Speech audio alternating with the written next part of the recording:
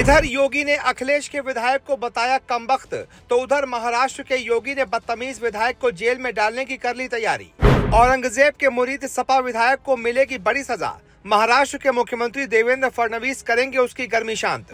अबू आजमी के बयान के बाद देश की सियासत में सियासी भूचाल। अखिलेश के विधायक को बड़ा सबक सिखाने की तैयारी में बीजेपी। जी, मुगल बादशाह औरंगजेब पर बयान देने वाले समाजवादी पार्टी के विधायक अबू आसिम आजमी की मुश्किलें बढ़ती ही जा रही हैं। पहले उन्हें महाराष्ट्र विधानसभा के बजट सत्र से बाहर कर दिया गया और अब उन्हें जेल में डालने की चर्चाएं तेज हो गई हैं। महाराष्ट्र के मुख्यमंत्री देवेंद्र फडणवीस ने विधान परिषद में कहा कि मुगल शासक औरंगजेब की तारीफ करने पर महाराष्ट्र विधानसभा से निलंबित किए गए सपा के विधायक अबू आसिम आजमी को 100% जेल में डाला जाएगा। वहीं सत्ता पक्ष के सदस्यों ने कहा कि औरंगजेब की तारीफ मराठा राजा छत्रपति शिवाजी महाराज और उनके योद्धा पुत्र छत्रपति संभाजी महाराज का अपमान है। विधान परिषद में जब विपक्ष के नेता और शिवसेना यूपीटी के सदस्य अंबादास दानवे ने फडणवीस से पूछा कि आजमी को उनकी टिप्पणी के लिए जेल क्यों नहीं भेजा गया, तो उन्होंने कहा कि मुंबई के मानखुर्द शिवाजी नगर से विधायक आजमी को 100% जेल में डाला जाएगा।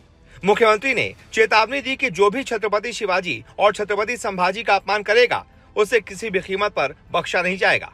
बजट सत्र के समाप्त होने तक विधानसभा से निलंबित किए गए आजमी ने कार्रवाई का विरोध करते हुए कहा कि उन्हें विवादास्पद टिप्पणी वापस लेने के बावजूद दंडित किया गया है।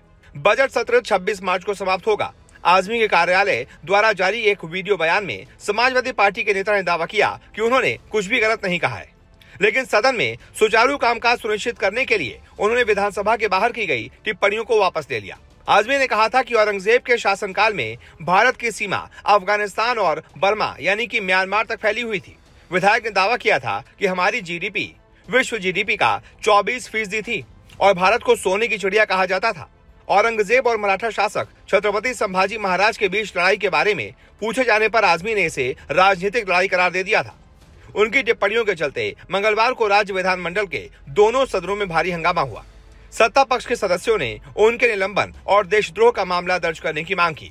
वहीं शिवसेना यूबीटी के अध्यक्ष और विधान परिषद सदस्य उद्धव ठाकरे ने कहा कि किसी को भी राष्ट्रीय नायकों के खिलाफ बोलने की हिम्मत नहीं करनी चाहिए और यह सरकार की जिम्मेदारी है कि उनके खिलाफ आपत्तिजनक टिप्पणी करने वालों के खिलाफ सख्त कार्रवाई की जाए।